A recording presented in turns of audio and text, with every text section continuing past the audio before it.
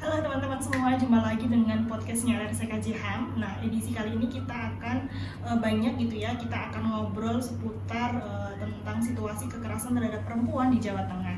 Nah, sebelum itu karena ini tahun baru gitu ya, saya ingin mengucapkan selamat tahun baru untuk teman-teman semua. Semoga di tahun baru ini gitu ya, harapan kita terutama perempuan-perempuan korban kekerasan dapat memperoleh keadilan untuk dirinya, baik itu hak atas keadilan maupun hak atas pemulihan gitu.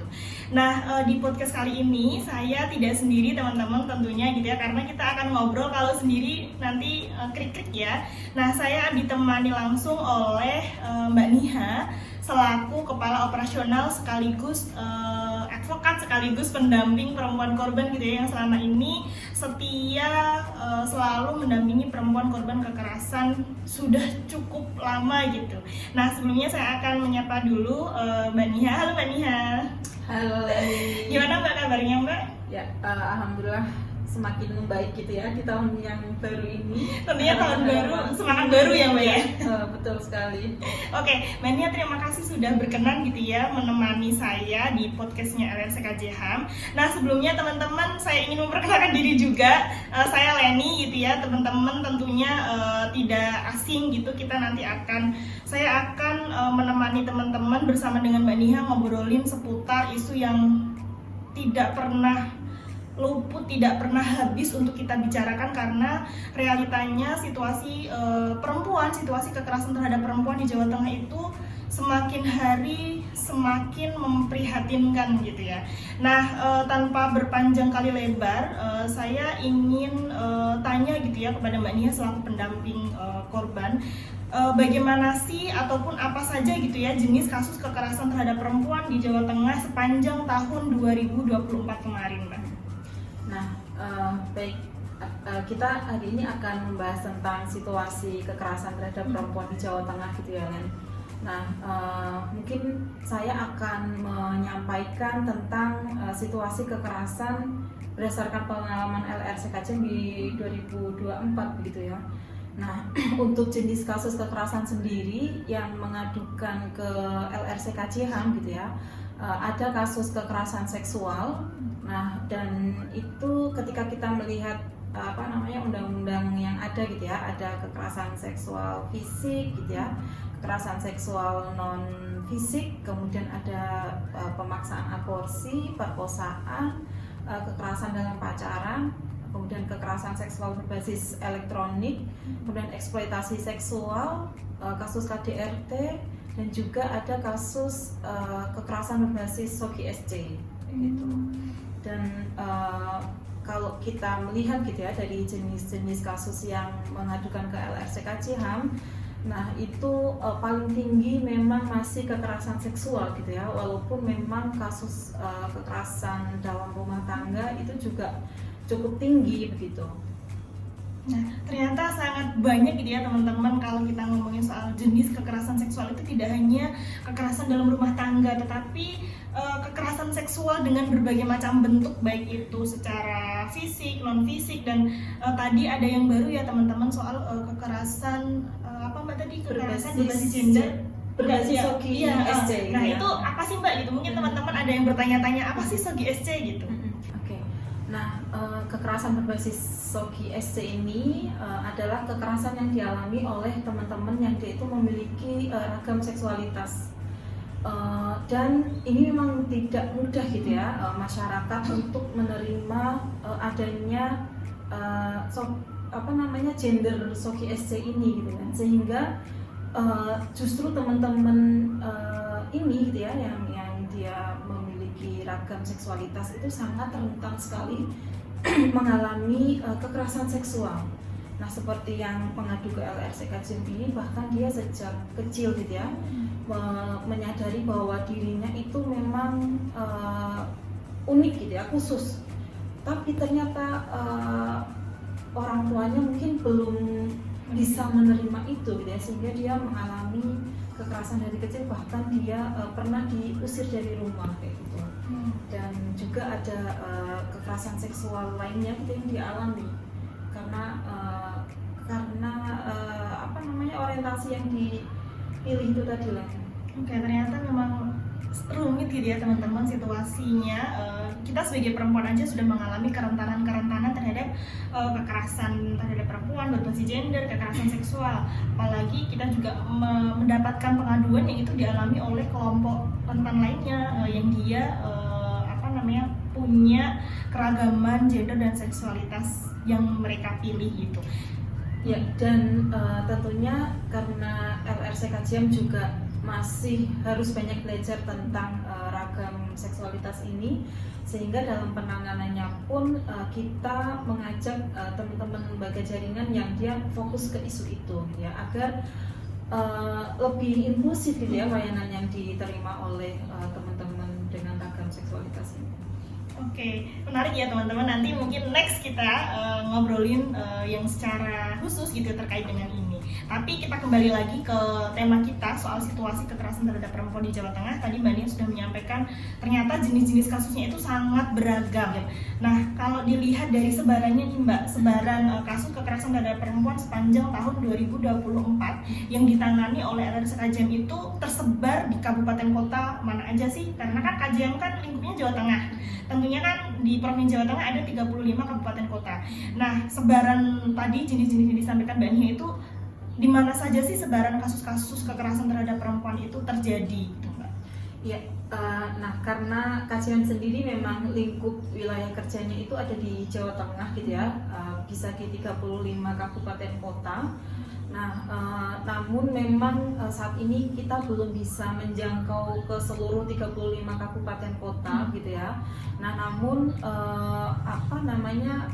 saat ini gitu ya, kita ya yang pertama karena kita berdomisili di Semarang gitu ya, paling banyak memang kota Semarang yang kita dampingi gitu ya. Kemudian di kabupaten kota terdekat gitu ya, misalnya kayak Kendal, kemudian Kabupaten Semarang, Jepara, Pati, Rembang gitu ya. Kemudian juga ada Brebes, Cilacap, Sragen, mana lagi ya? Ada Demak Mbak, tetangga Semarang. Iya, ada beberapa kasus yang dari Demak juga gitu ya. Nah, tapi kita memang mencoba untuk memaksimalkan layanan yang kita bisa berikan ke mereka gitu ya. Kalaupun misalnya memang di kabupaten kota yang jauh gitu ya, kemudian ternyata mereka kesulitan akses seperti di Cilacap gitu ya. Nah, ternyata kan lembaga layanan berbasis masyarakat memang tidak banyak gitu ya. Nah, tapi korban itu tahu LRCKJM karena dulu memang LRCKJM pernah mendampingi ke sana gitu ya. Nah, ya kita akan mendampingin ke sana gitu ya, tapi akan bekerja sama lagi dengan lembaga layanan yang ada di sana, baik miliknya pemerintah kayak gitu ya. Dan memang satu kasus yang menurut kami juga cukup rumit gitu ya, karena perspektif petugas-petugas atau orang-orang yang mendampingi kasus kekerasan seksual memang perlu terus untuk dikuatkan gitu ya, agar mereka itu lebih sadar bagaimana bisa memberikan pelayanan yang komprehensif untuk korban. Oke, Mbak, kalau terkait dengan sebaran nih, itu sebenarnya kan tadi disampaikan karena kita domisili di Semarang, kemudian kota Semarang yang paling banyak gitu ya. Nah, itu sebenarnya dipengaruhi dari apa saja sih Mbak, kok bisa gitu ya kota Semarang tinggi? Apakah hanya karena KJH letaknya di Semarang atau ada hal-hal lain gitu ya, atau memang memang kasusnya banyak, terus daerah-daerah yang memang dia itu sedikit itu memang nggak ada kasus atau gimana Mbak?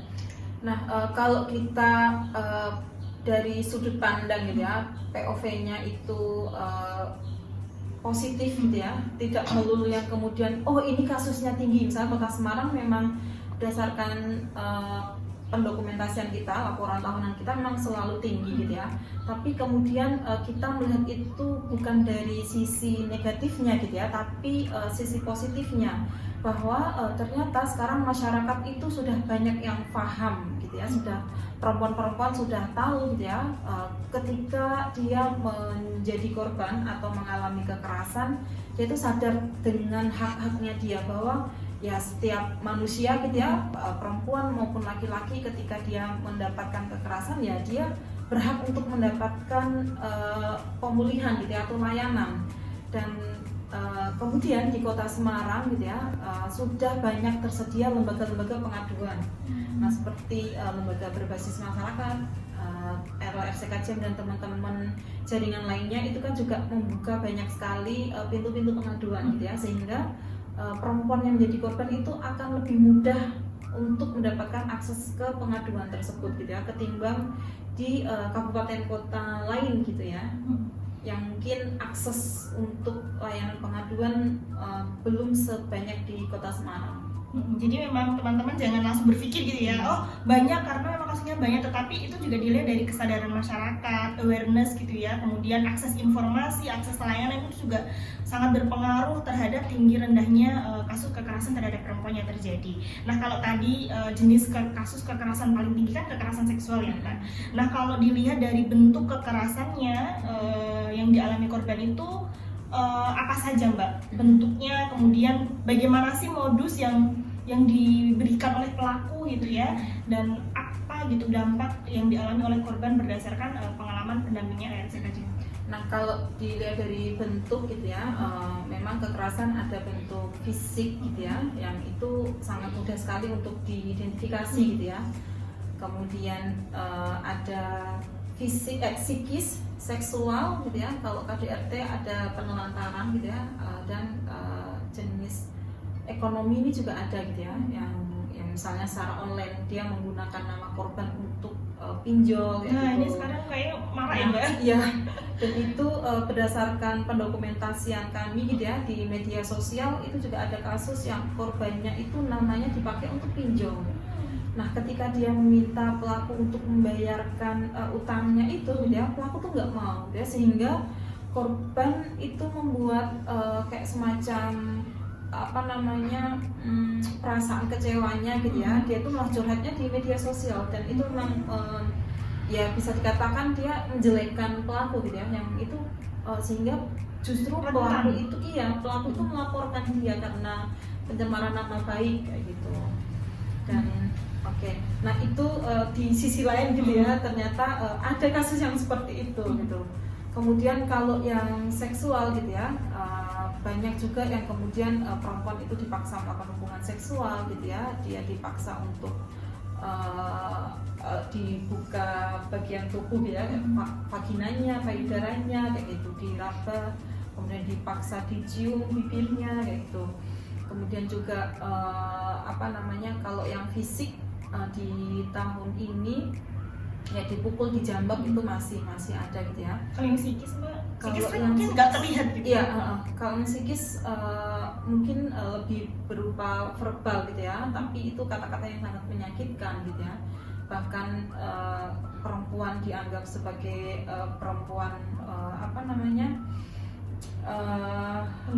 penggoda kayak gitu ya. Kemudian dia sebagai apa sih kalau yang kerja seksual itu bahasa negatifnya pelacur kayak gitu, dia dikata padahal itu suaminya sendiri gitu ya yang ngatai istrinya sebagai pelacur kayak gitu. Nah ini kan sangat menyakitkan gitu ya, karena orang terdekatnya sendiri atau bahkan suaminya sendiri ngata-ngatain dia sebagai seperti pelacur kayak gitu. Nah dan dampaknya gitu ya akan sangat variatif gitu ya dari beberapa korban ini. Bahkan dari korban kekerasan seksual yang mengalami kekerasan psikis gitu ya, yang dia mengalami ini halusinasi gitu ya, bahkan ada yang seperti mendapatkan bisikan untuk bunuh diri kayak gitu, atau bahkan dia yang skizofrenia, nah sulit tidur, nggak bisa makan. Saya ingat gitu ya, ada korban yang dia mengalami kekerasan seksual kemudian justru dipaksa aborsi, padahal dia itu dijanjikan untuk menikah gitu ya, kemudian ketika hamil dia akan bertanggung jawab pacarnya, tapi ternyata itu nggak semuanya dilakukan gitu ya, justru ketika korban itu hamil dia dipaksa untuk aborsi. Nah dari kejadian itu korban dia nggak bisa makan gitu ya, sempat beberapa bulan itu dia nggak makan, yang awalnya badannya itu gemuk gitu ya, dia jadi kurus kering gitu karena dia nggak doyan makan.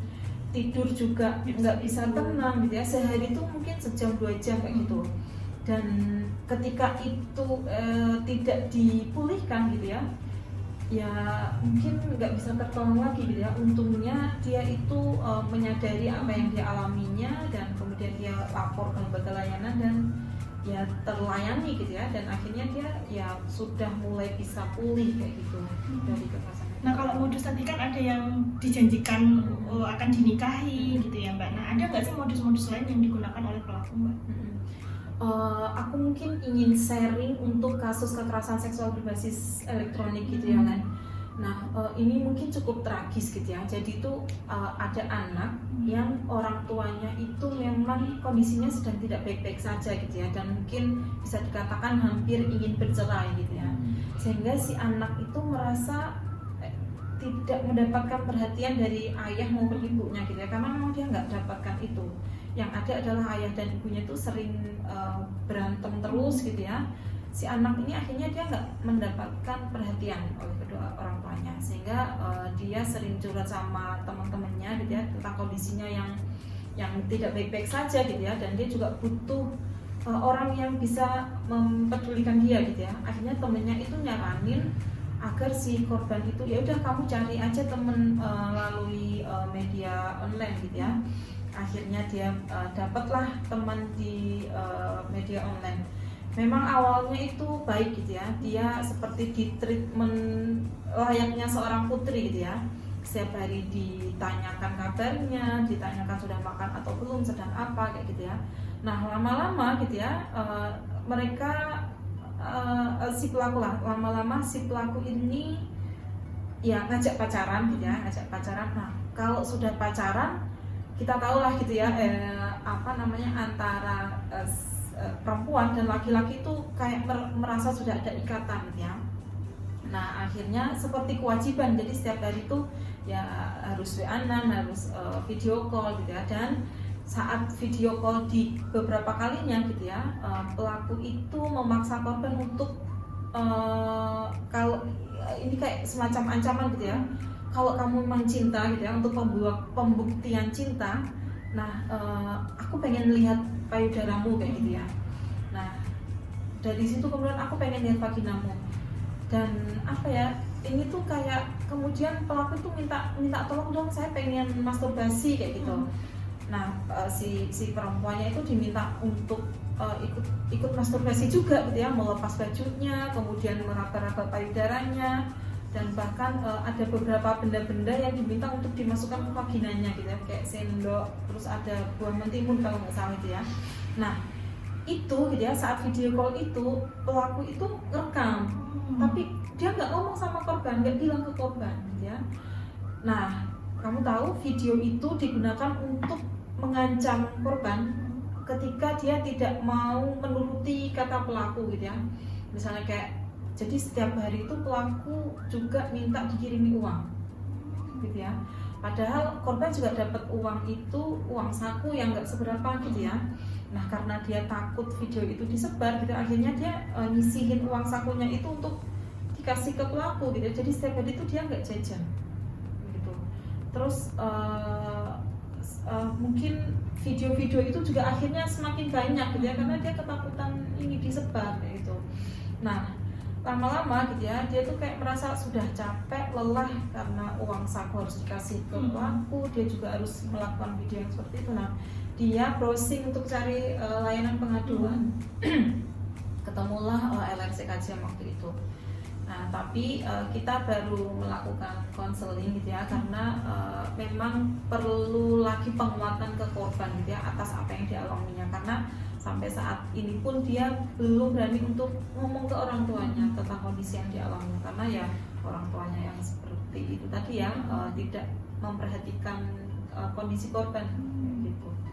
Ya ternyata begitu ya teman-teman, sangat miris dan banyak sekali modus-modusnya. Sebenarnya itu tuh modus kekerasan seksual, kekerasan terhadap perempuan, tapi kayak kita kayak kayak dimanjakan terlebih dahulu gitu ya Mbak, di treatment layaknya seorang ratu dan lain sebagainya, sehingga akhirnya kita terbuai dan nggak sadar gitu ya Mbak. Nah Mbak, kalau dilihat dari karakteristik korban nih Mbak gitu ya, mulai dari jumlah korbannya itu sebenarnya berapa sih gitu ya, usianya itu dari rentan usia berapa tahun hingga berapa tahun, pendidikan, kemudian relasi pelaku dengan korban itu sebenarnya seperti apa gitu. Nah, kalau usia korban gitu ya, kita dampingi untuk keseluruhan kasus kekerasan terhadap perempuan yang mengadukan ke LRSKJ HAM paling banyak adalah dewasa gitu ya. Tapi kalau misalnya hanya khusus untuk kekerasan seksual gitu ya, memang sungguh miris, paling banyak adalah anak kayak gitu. Nah, kalau dilihat dari karakteristiknya gitu ya, perempuan-perempuan yang menjadi korban kekerasan, kalau dari latar belakang pendidikan itu paling banyak adalah mereka usia pendidikan SMA gitu ya, usia pendidikan terakhirnya itu tuh SMA gitu ya. Tapi juga ada juga yang dia sudah magister gitu ya, kemudian S2 atau bahkan dia pekerjaannya seorang dosen gitu ya. Kemudian juga ada SPG juga. Kemudian juga ada teman-teman pekerja seks komersial yang menjadi mahasiswa ada juga gitu ya. Kemudian teman-teman pekerja seks komersil ya, itu juga dia PSP lah ya bahasanya, perempuan pekerja seks perempuan. Nah, itu juga ada yang menjadi korban gitu ya, teman-teman dengan HIV/AIDS. Kemudian apalagi ya. Nah, itu mungkin karakteristik dari korban gitu ya. Kalau relasinya Mbak dengan pelaku? Kalau relasinya ada yang dia suami istri gitu ya, kasus KDRT, kemudian pacar, kemudian antara kiai sama santri. Nah, kemudian ada atasan sama karyawannya, kemudian dari ayah kandung. Nah, ini juga sangat miris gitu ya, dari ayah kandung. Kemudian paman, kakek, ini juga ada gitu ya. Artinya memang relasi-relasi yang dekat gitu ya, relasi-relasi kuasa yang terjadi antara korban dengan pelaku itu ternyata rentan sekali terjadi kekerasan seksual gitu ya, kekerasan terhadap perempuan. Kalau orang yang tidak dikenal itu Mbak? Ya, ada juga sih, tapi memang tidak sebanyak dengan relasi dekat gitu ya. Nah, kalau tadi udah itu ya soal karakteristik korban. Nah, kalau dilihat dari karakteristik pelakunya Mbak, mulai dari mungkin usia pelakunya itu rentan berapa tahun gitu ya, pendidikannya gitu. Itu bagaimana sih Mbak sebenarnya? Kalau pelaku itu memang dewasa gitu ya, kebanyakan. Nah, kalau rentan usianya usia dewasa sih, usia dewasa. Anak-anak juga ada beberapa yang menjadi pelaku ya, tapi memang paling banyak adalah dewasa. Nah, kalau dari karakteristik pekerjaan atau pendidikan gitu ya, hampir sama sih ya, pendidikan SMP, SMA gitu ya, SD, kuliah gitu ya, mahasiswa gitu maksudnya. Kemudian juga kalau misalnya pekerjaan ada dosen, kiai gitu ya. Kemudian kita juga melihat ada TNI gitu ya, ada negara yang menjadi pelaku. Kemudian karyawan swasta lainnya itu juga ada yang menjadi pelaku. Nah, ternyata sangat itu ya, kompleks teman-teman karakteristik pelaku. Jadi seakan-akan kita memang harus selalu waspada ya, entah itu dengan orang yang kita kenal, dia yang punya relasi dekat, ataupun bahkan orang yang tidak dikenal. Jadi siapapun ternyata dia rentan menjadi korban, dan siapapun juga berpotensi menjadi pelaku ya Mbak Nia. Nah, Mbak Nia tadi sebenarnya belum sempat disinggung gitu ya, situasi lain selain tadi yang disampaikan Mbak Nia soal jenis kasus, kemudian bentuk gitu ya. Nah, sepanjang tahun 2024 LRSKJ pernah nggak sih dampingi soal apa ya namanya, femisida. Nah, nanti mungkin Mbak Dia bisa menjelaskan apa sih femisida itu dan apakah LRC Kajem juga mendampingi kasus femisida tersebut sepanjang tahun 2024 dan situasi lain mungkin ya soal kriminalisasi kah, adakah gitu ya yang didampingi dan lain sebagainya. Iya betul. Di apa namanya beberapa pengalaman kita gitu ya, sebenarnya nggak hanya di tahun 2024 saja. LRC Kajem itu dampingin kasus femisida.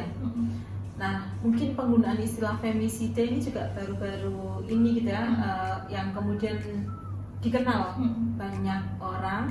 Nah, femisida sendiri adalah pembunuhan terhadap perempuan gitu ya, karena dia itu perempuan gitu ya, dan dia mengalami kekerasan berbasis gender yang sebenarnya itu sudah terekskalasi gitu ya, yang berlangsung secara lama. Yang kemudian dampak akhirnya adalah pada dibunuhnya seorang perempuan itu gitu ya, karena dia perempuan gitu. Nah, kita itu pernah mendampingin kasus femisida yang karena dia korban KDRT gitu ya.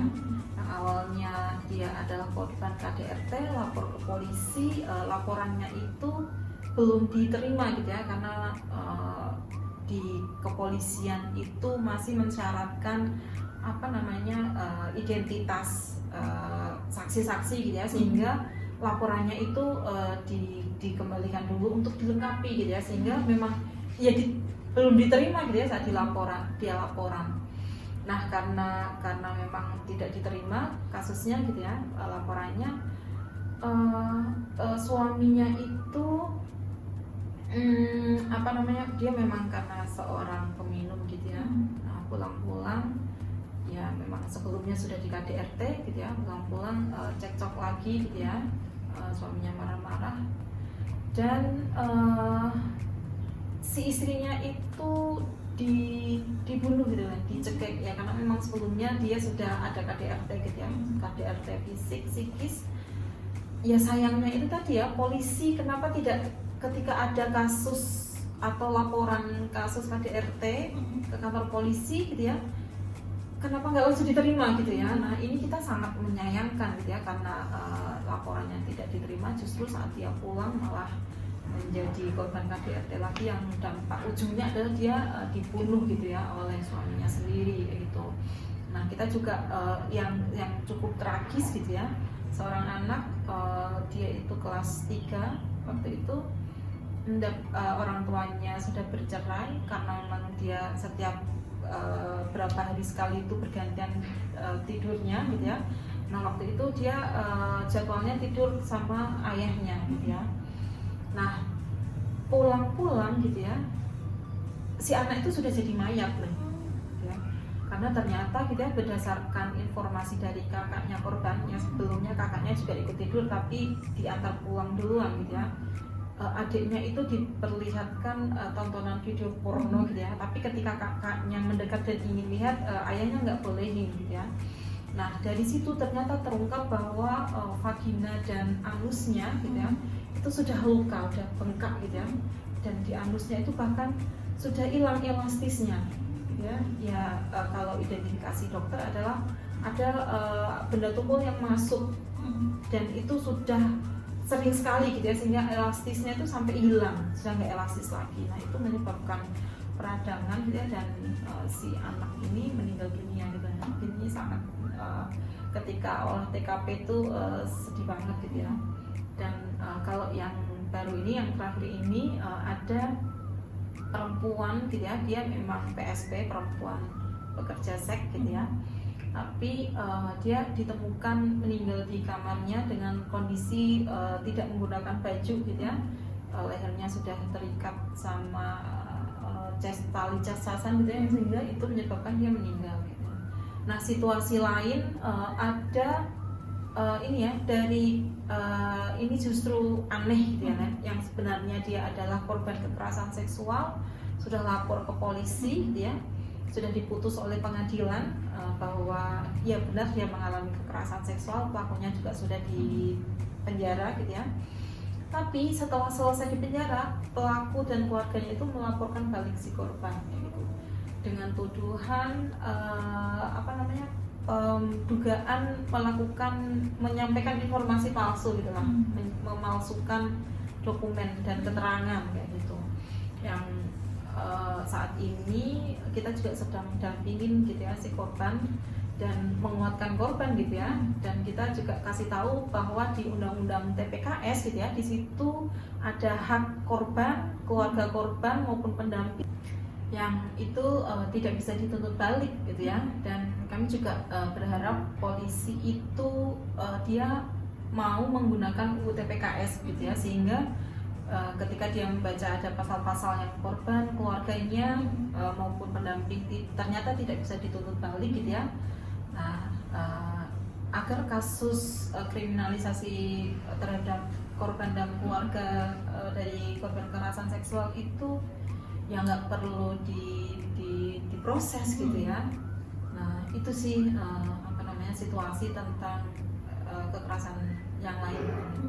Nah, ternyata sangat rumit gitu ya teman-teman. Selain situasi kekerasan terhadap perempuan mulai jenis, bentuk, modus dan lain sebagainya, ternyata ada situasi lain yang mengikutinya, mungkin terkait dengan femisida, kemudian kriminalisasi korban, keluarga korban maupun pendamping gitu ya dalam melakukan pendampingan kasus kekerasan terhadap perempuan. Nah, Mbak Nia, ini kita sudah di ujung gitu ya. Mbak Nia bisa menyampaikan pesan-pesan, yang pertama pesan-pesan untuk masyarakat gitu ya terkait dengan situasi yang tadi sudah disampaikan Mbak Nia. Kemudian yang kedua rekomendasi untuk pemerintah. Nah, kalau pesannya untuk masyarakat sih mungkin lebih peduli gitu ya, peduli dengan dirinya sendiri, peduli dengan keluarganya dan lingkungan sekitar gitu ya. Ketika misalnya ada hal-hal yang terjadi dan itu nggak wajar gitu ya, misalnya mendapatkan kekerasan atau dirinya mungkin gitu ya sebagai perempuan yang mendapatkan kekerasan atau keluarganya atau lingkungannya gitu ya. Nah, lebih peduli dan carilah akses pertolongan gitu atau pengaduan gitu ya, agar orang-orang yang menjadi atau mendapatkan kekerasan itu bisa mendapatkan pertolongan gitu ya. Nah, kalau rekomendasi yang kita usulkan adalah bagaimana negara, dalam hal ini adalah pemerintah daerah gitu ya, bisa memperbaiki layanan untuk perempuan korban kekerasan agar lebih mudah diakses gitu ya, lebih inklusif dan lebih komprehensif gitu ya, untuk bisa diberikan kepada perempuan korban kekerasan agar mereka memang pulih dan berdaya gitu.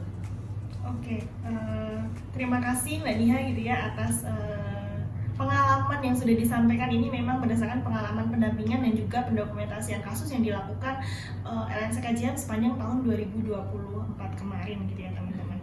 Nah, sebelumnya Mbak Nia, saya mengucapkan terima kasih sudah berkenan gitu ya, kita ngobrol sangat menarik, dan ini mungkin isu yang harus terus kita suarakan sehingga masyarakat itu tahu ya situasinya seperti apa, kemudian pemerintah itu juga tahu dan memperbaiki ataupun meningkatkan. Mungkin dia sudah baik tapi perlu ditingkatkan agar lebih inklusif, komprehensif dan juga lebih baik lagi dari tahun sebelumnya.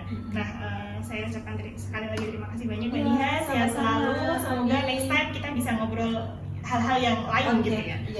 Nah, teman-teman, cukup sekian gitu ya ngobrol kali ini terkait dengan situasi kekerasan terhadap perempuan di Jawa Tengah sepanjang tahun 2024. Nah, next time semoga kita bisa bertemu lagi tentunya dengan obrolan-obrolan yang hangat, obrolan-obrolan yang menarik, dan itu juga bisa berkontribusi dalam pencegahan maupun penanganan kasus-kasus kekerasan terhadap perempuan yang terjadi di Jawa Tengah.